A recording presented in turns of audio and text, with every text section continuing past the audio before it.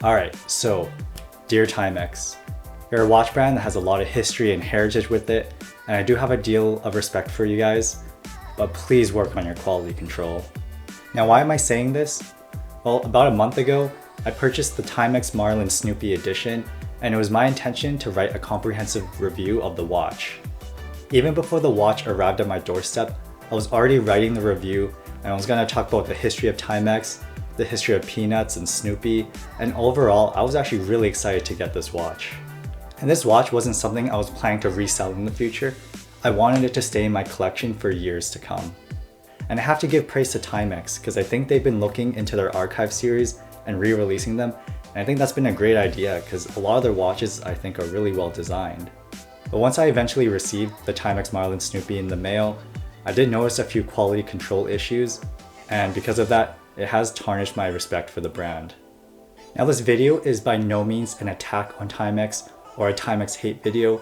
I just wanted to open a discussion on quality control just because I think it's a really important thing on devices like smartphones, cars, and of course watches. And so today, I'm going to share with you my experience with the Timex Marlin Snoopy. I'm going to show you why I ended up not keeping it in my collection and I ended up sending it back to Timex. So I purchased the Marlin Snoopy back in May. The watch was actually released in 2018, but I spent about 3 years just contemplating whether to buy it or not. I really like the Snoopy on the dial, as you can see right here, but I was worried about the dimensions in being that they were too big. And also this watch runs via the Miyota 8215 movement, which is really nothing special. So eventually there was a sale on the Timex website, and that's when I decided to jump in and purchase it. And I will say that initially, I really like this watch. So again, I really like the Snoopy on the dial. I like the acrylic crystal and how it kind of distorted the dial a lot. I like the leather strap that it came with, and I also like how it fit on my wrist. So I have 6-inch wrists, and you can see that it looks big here, but I actually thought it wouldn't even be able to fit on my wrist.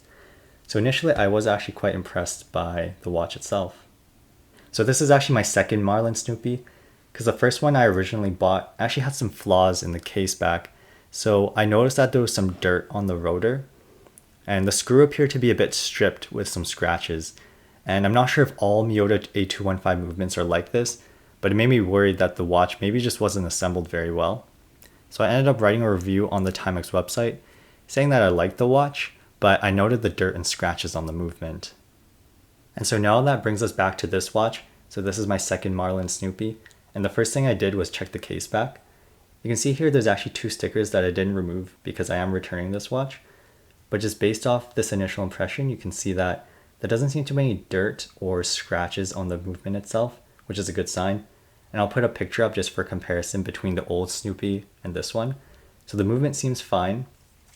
The case itself, I didn't see any scratches, no dents or any flaws, which is good.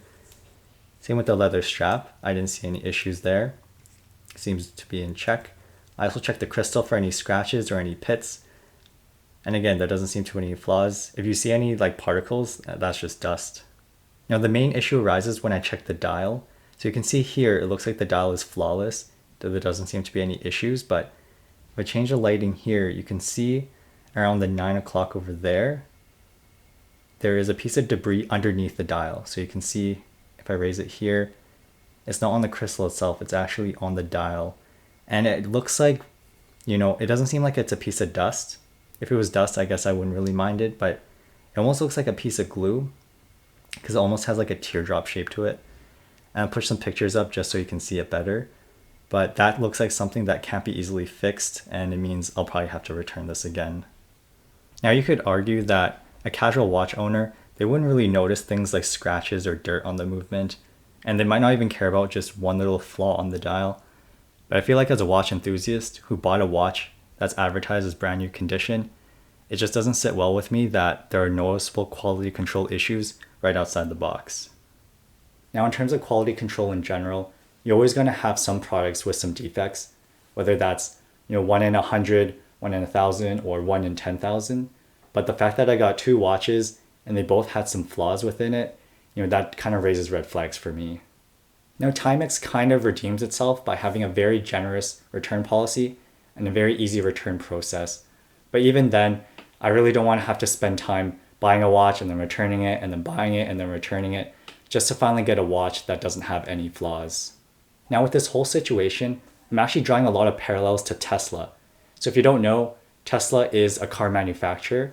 They make electric vehicles, and I'm actually a huge fan of the company, but my issue with the cars is that it seems like on YouTube, you'll always see people posting videos about, panel defects or just these small flaws with their vehicles. And I feel like that really damages their reputation, and it does not boast any confidence for the consumer. Now I began to think that maybe it's just American companies that have these quality control issues, but you have to remember that even Seiko watches have defects, and even, for example, Sony's PlayStation series have had some defects. So it's really hard to tell if American companies have more defects on average compared to the rest of the world. But going back to Timex, I do hope that their watches in the future will have less flaws and defects. You could argue that Timex is a cheap brand, so it's kind of inevitable that their watches will have flaws like dirt and scratches. But I will remind everyone that this watch costs $300 normal price, and that is a significant amount. And now their most expensive watch that they offer is 600 Canadian dollars. So if they're going to keep going up on the price level, they better match the quality to match the price. Now when I left a review on their website for the Timex Marlin Snoopy, they actually responded by saying that all of their watches are made to their highest standards. So maybe it's time to up those standards. So anyways guys, if you do want to buy the Timex Marlin Snoopy, you can easily do it from the Timex website, and they usually offer it on sale every 3 weeks or so.